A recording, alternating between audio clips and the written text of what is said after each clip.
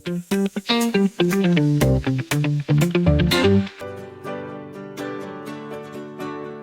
we're on the 12th floor right now, so let's check out one of our ensuite rooms.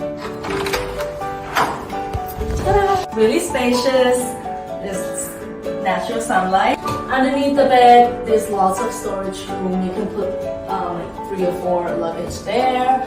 The study table, very spacious. Shelf, and there's more shelf here. This is the wardrobe. I think it's a good size. And there's extra storage room up here. You can put some of your luggage there as well. And then the ensuite. Yeah, it doesn't feel small at all. It's really nice. So that is our ensuite. Some of our fridge and freezers, there are plenty of them. And each of us will get a locker. And we can put, all kinds of things, non-perishable food.